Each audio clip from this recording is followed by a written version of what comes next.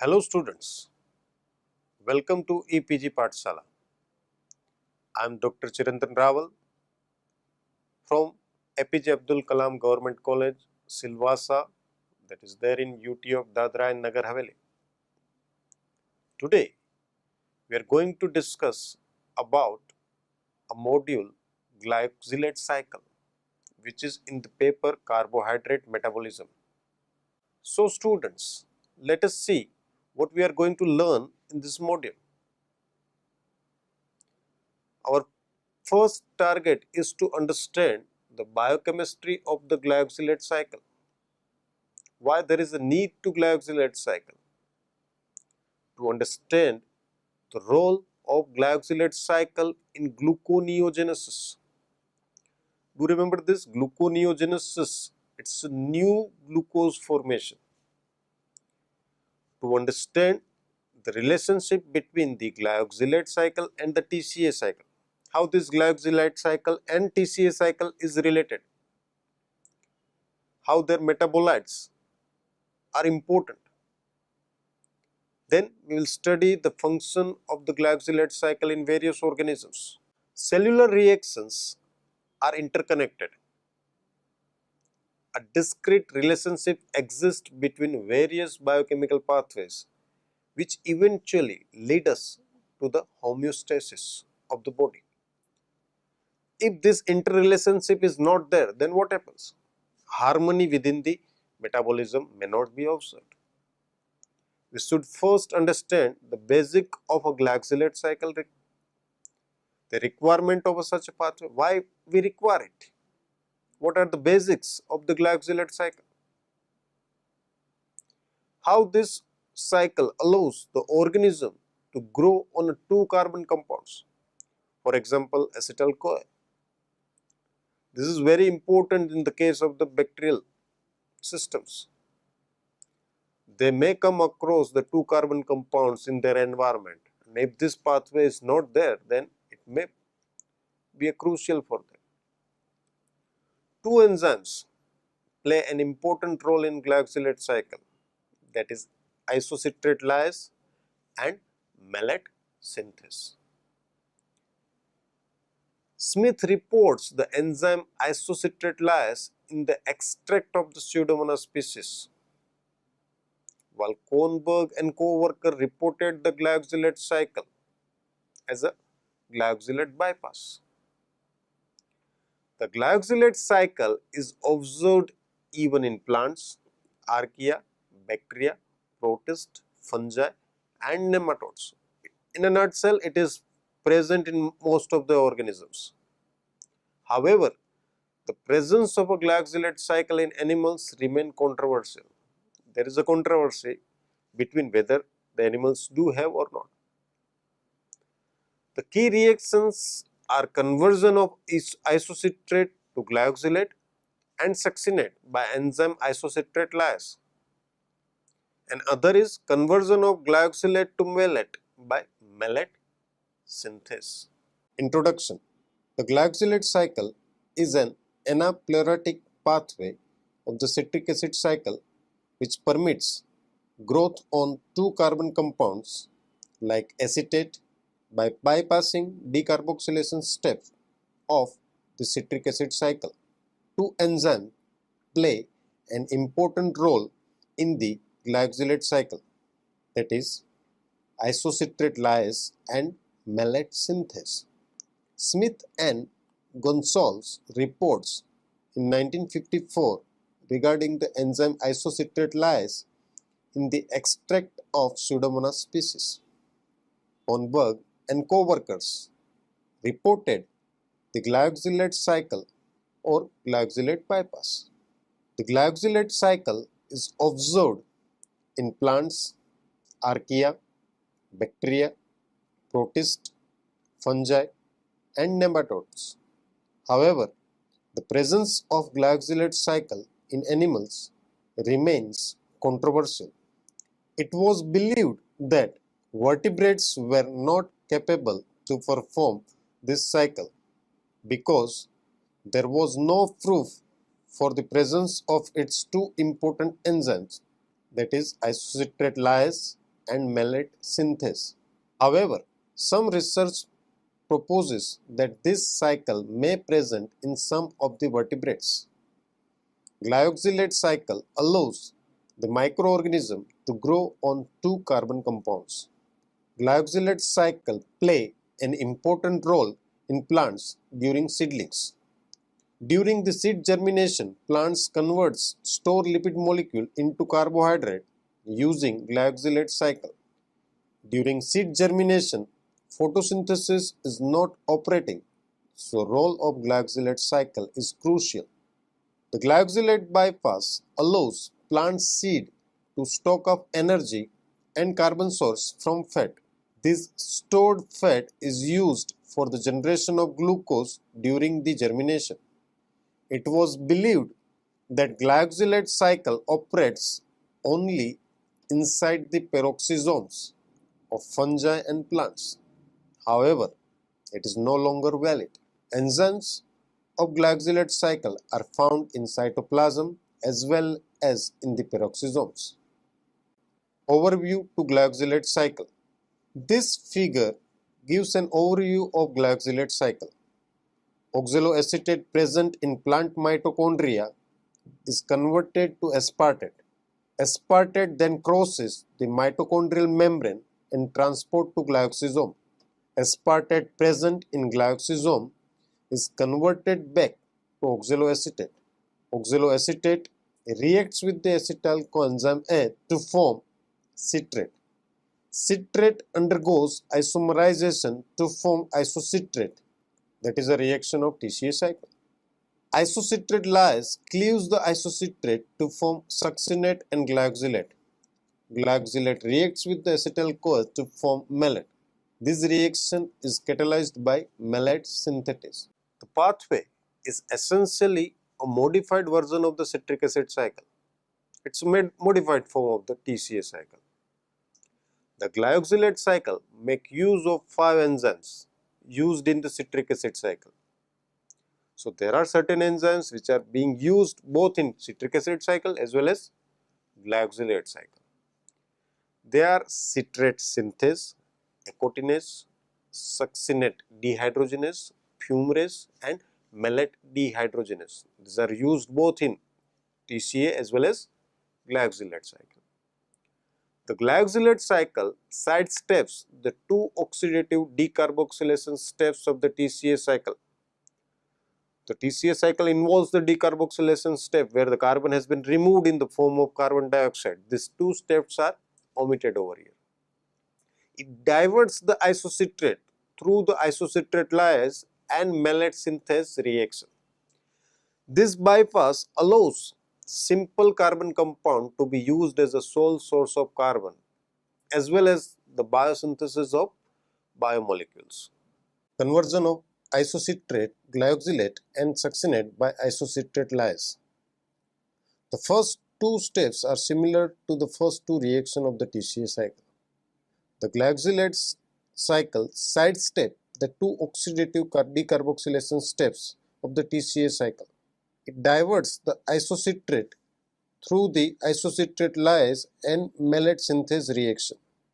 Acetyl-CoA enters the glyoxylate cycle at two steps, but loss of carbon in the form of carbon dioxide is not observed. In this reaction, isocitrate is cleaved into succinate and glyoxylate by the enzyme isocitrate lyase. Two steps of the TCA cycle is skipped, that is, two dehydrogenation and decarboxylation steps are bypassed, which prevents the loss of two carbons. These carbons are saved in the form of glyoxylate. In this reaction, isocitrate is deprotonated to form succinate and glyoxylate.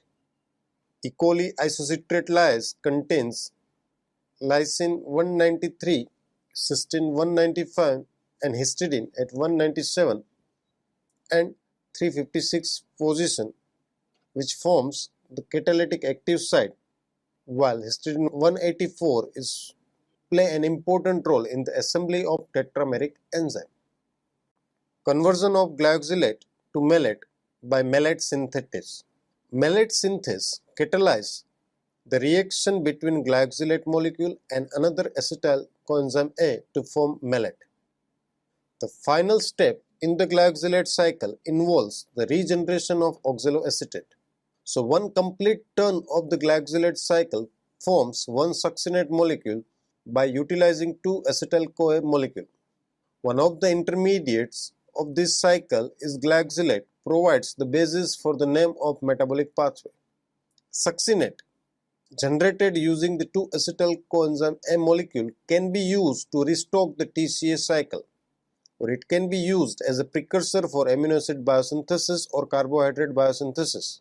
So this cycle acts as a link between catabolic and biosynthetic activities. It enables cells to utilize fatty acids or two carbon compounds such as ethanol or acetate as a sole carbon source. Role of glyoxylate cycle in gluconeogenesis. The seed include a major store of oil in the form of triacylglycerol. It provides carbon and energy during germination of seeds and growth of seedling. During germination, triacylglycerol is cleaved to fatty acid by lipase. These fatty acids are then routed to specialized structure called peroxisome. Fatty acid undergoes beta oxidation to produce acetyl-CoA. Proximal acetyl-CoA is directed to gluconeogenesis through glyoxylate cycle. Glyoxylate is converted to malate by malate synthase in the glyoxysome. Oxaloacetate is formed from the oxidation of malate dehydrogenase. This oxaloacetate is utilized for the gluconeogenesis. This can be very well understood from this diagram. Similarities with TCA cycle. The pathway is essential, a modified version of the citric acid cycle. The glyoxylate cycle make use of 5 enzymes used in the citric acid cycle. They are citrate synthase, ecotinase, succinate dehydrogenase, fumarase and malate dehydrogenase. The glyoxylate cycle sidesteps the 2-oxidative decarboxylation step of the TCA cycle. It diverts the isocitrate through the isocitrate lyase and malate synthase reaction. This bypass allows simple carbon compound to be used as a sole source of carbon as well as the biosynthesis of macromolecules. Why coordinate regulation is required to control the glyoxylate cycle? As we know that coordination between all the system is important to maintain the harmony within the system. Isoenzymes of the enzyme which are common to TCA cycle and glyoxylate cycle are observed in the living system. They are specific to organelle, that is, one specific to mitochondria while the other specific to glyoxysome. Glyoxysomes are not found in plant tissues at all times. They build up in seeds during germination. 3 intracellular compartments carry out the transformation of dicarboxylic and tricarboxylic acids. It includes mitochondria, glyoxysome and the cytoplasm. Metabolites are continuously interchanged in these 3 compartments. Oxaloacetate from the mitochondria is passed to the glyoxysome in the form of aspartate. Aspartate then crosses the mitochondrial membrane and transport to glyoxysome.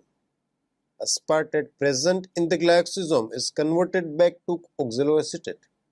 Oxaloacetate reacts with acetyl-CoA to form citrate. Citrate undergoes isomerization to form isocitrate. Isocitrate lyase cleaves the isocitrate to form succinate and glyoxylate. Glyoxylate reacts with the acetyl-CoA to form malate.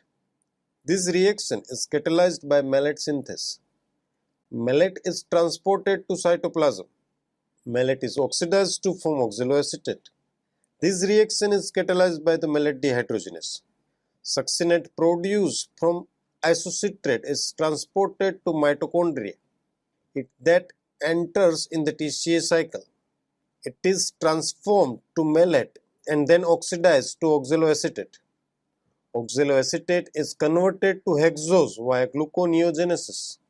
It is then transported to growing roots and shoots. It engages 4 different pathways. It involves fatty acid breakdown to acetyl-CoA, that is in glycosome, the glycosylate cycle, the TCA cycle, and gluconeogenesis.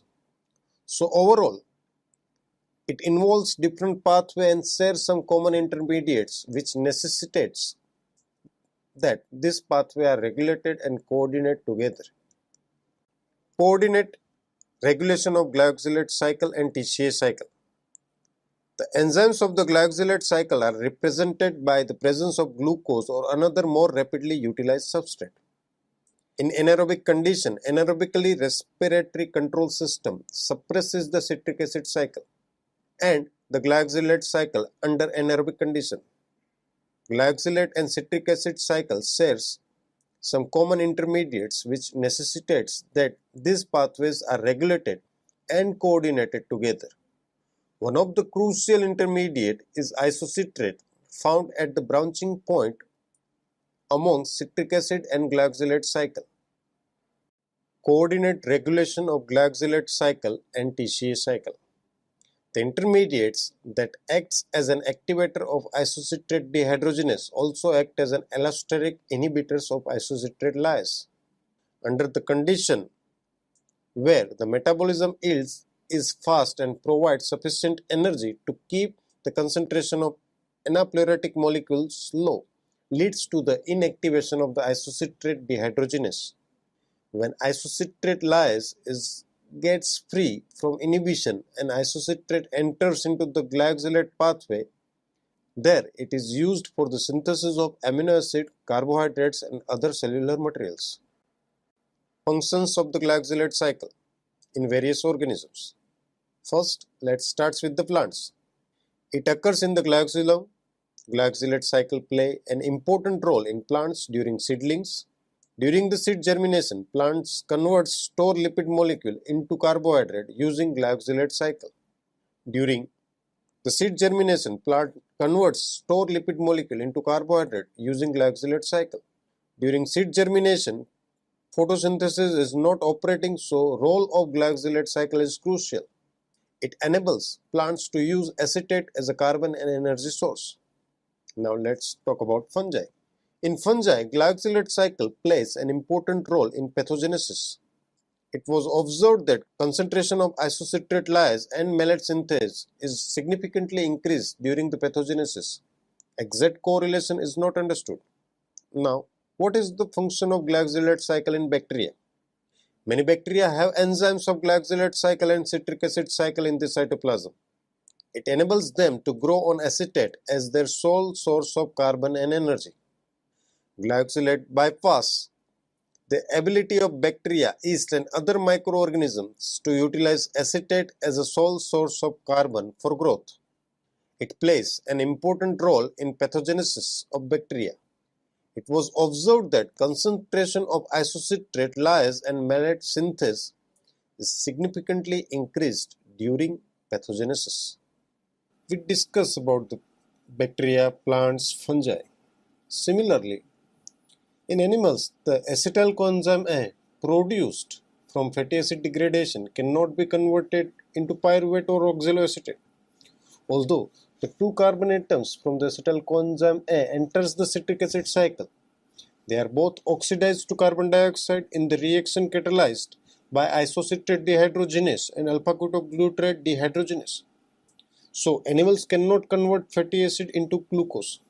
In contrast, plants have these 2 additional enzymes, isocitrate lyase and malate synthase, that enables them to convert the carbon atom of acetyl coenzyme A into oxaloacetate. This is accomplished by glycosylate pathway. This is the advantage that glycosylate pathway offers to plants, to algae, to bacteria over the animals. Glycosylate pathway is a route involving enzymes of both the mitochondria and glycosome. Glycosome is actually a specialized membranous plant organelle. Now, with this, I would like to review the pathway again. The glyoxylate pathway occurs only in plants but not in animals. It converts the acetyl coenzyme A to glyoxylate, which condense with malate to give oxaloacetate. The oxaloacetate is used for the production of glucose in gluconeogenesis. Thus, plants can convert acetyl coenzyme A to glucose by glyoxylate pathway. Let's have a review of the reactions that are involved in the glyoxylate pathway. Mitochondrial oxaloacetate is converted to aspartate and transported to glyoxysomes. Now, this aspartate in glyoxysome is reconverted to oxaloacetate. Oxaloacetate is condensed with acetyl coenzyme A to form a citrate, which is then isomerized to isocitrate. Isocitrate is cleaved to succinate and glyoxylate by glyoxysomal isocitrate lyase. Glyoxylate is condensed with acetyl coenzyme A to produce malate by glyoxysomal malate synthase. Malate is transported in cytoplasm and is oxidized by the cytosol malate dehydrogenase to give oxaloacetate, which enters the gluconeogenesis to produce glucose. Succinate is transported to mitochondria and is entered into the citric acid cycle. In the citric acid cycle, conversion of isocitrate to succinate produces 2 carbon dioxide. Isocitrate is 6 carbon while the succinate is 4 carbon. On the other hand, in the glyoxylate pathway, conversion of isocitrate to succinate produces glyoxylate. Thus, glyoxylate pathway results in the net conversion of acetyl coenzyme A to glyoxylate instead of 2 carbon dioxide. This glyoxylate then enters into the gluconeogenesis, while if acetyl coenzyme A enters into the citric acid cycle, it produces carbon dioxide, 2 carbon dioxides, 2 NADH and GTP, and this NADH will enter into the oxidative phosphorylation. I think you must be remembering the oxidative phosphorylation, where NADH enters into through the electron transport chain. The electron carrier transports the electron and generates the proton motive force, which in turn helps in the production of ATP. So in one case, if the organism follows the glyoxylate pathway, it will produces the glyoxylate and it goes to the gluconeogenesis. While in the case of the citric acid, if acetyl coenzyme enters into the citric acid, it produces 2 carbon dioxide, 2 NADH plus GTP. Eventually, this NADH gives 2 NADH will give 6 ATP through oxidative phosphorylation. The net reaction of a glyoxylate pathway is 2 acetyl coenzyme plus 2 NAD plus 2 FAD will give oxaloacetate plus 2 coenzyme plus 2 NADH plus FADH2 plus 2 hydrogen ion. While the net reaction of the citric acid cycle is 2 acetyl coenzyme plus 6 NAD plus 2 FAD plus 2 GDP plus inorganic phosphate will give 4 carbon dioxide, 2 coenzyme plus 6 NADH plus 2 FADH2 plus 2 GTP plus 6 hydrogen ions. Germinating seeds plant use the glyoxylate pathway to convert their stored triacyl glycerol to glucose. So students, let us summarize what we have learned in this module. Glyoxylate cycle plays a crucial role in all major domains, that is plant, fungi as well as bacteria. As we know that there is a controversy with respect to whether it is there in animal model or not, but certainly it plays a very important role in plants, fungi as well as bacteria. Now within the plants, it occurs in glyoxysomes. In the glyoxylate cycle, the two decarboxylation steps of the TCA cycle are skipped, as we earlier discussed that the decarboxylation steps of the TCA cycle is bypassed. Okay, and this bypassed skipped steps of the decarboxylation is the entry point of a second molecule of acetyl coenzyme A that is created. In this manner, plants are able to use two molecules of acetyl coenzyme A for the net synthesis of one C4 of the TCA cycle intermediates. Glyoxylate cycle play an important role during the plant's seedlings. As you know that the seeds during the seedling does not carry out the photosynthesis, means they cannot synthesize the energy. They cannot synthesize the energy by their own. They depend on other sources. They are not autotropic at that particular point, since they are not able to carry out the photosynthesis. And that is why this glyoxylate cycle is very important for the seedlings.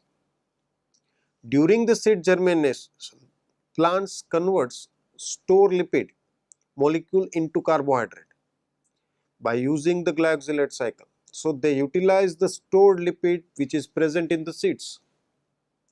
During seed germination, as I said, photosynthesis is not operating. So, role of glyoxylate is very important. It enables plants to use acetate as a carbon and energy source. Acetate, that is a 2-carbon compound which is utilized by the plant as a source of energy. Do remember this at this particular point. During the seedlings, plants do not do the photosynthesis. So, they do not have outside source. From the sunlight, they cannot synthesize their own energy. So, they are dependent on the other mechanism for the source of energy. Similarly, in fungi, it plays very important role in the pathogenesis. In certain literatures, you will find that the glyoxylate cycle is correlated with the pathogenesis of fungi. It was observed that concentration of the isocitrate lyase and malate synthase is significantly increased during the pathogenesis. So, indirectly it tells us that this particular glyoxylate cycle is very important for the pathogenesis of the fungi, but yet we are not able to identify the exact correlation that exists between the enzymes of this glyoxylate cycle and the pathogenesis of fungi. So, exact correlation is still not understood to us. Now, let us try to explore the role of glyoxylate cycle in the bacteria. The bacteria, the prokaryotes, means they do not have intracellular organelles. This bacteria, the glyoxylate cycle for them is very important. Many bacteria have enzymes of the glyoxylate and citric acid cycle in the cytoplasm. So, enzymes of the citric acid cycle as well as the glyoxylate cycle, both are there in the cytoplasm. It enables them to grow on acetate as their sole carbon source and energy source. So, this bacteria can grow on the presence of only acetate as a carbon source if they have the enzymes of glyoxylate cycles. Succinate, which is released from the mid cycle, can be converted into carbohydrate by a combination of the citric acid cycle and gluconeogenesis. So, this succinate that is released during the cycle can be converted into carbohydrate by the process called gluconeogenesis. Do not get confused over here. The citric acid cycle enzymes are also present in the cytoplasm. The enzymes of the glyoxylate cycle is also present in the cytoplasm. So, this is possible. Thus, organism with a glyoxylate cycle gain a metabolic versatility, they gain a metabolic diversity, they can use many different compounds as a source of energy. So, that is why this metabolic versatility is very important, and that is there with the bacteria, that is there with the fungi due to the presence of this glyoxylate cycle. Glyoxylate bypass explains the ability of bacteria, yeast and other microorganisms to utilize acetate as a sole source of carbon for their growth. It plays an important role in pathogenesis of bacteria. It was observed that concentration of isocitrate lyase and malate synthase is significantly increased during this pathogenesis, as we discussed the same in the fungi. Thank you very much.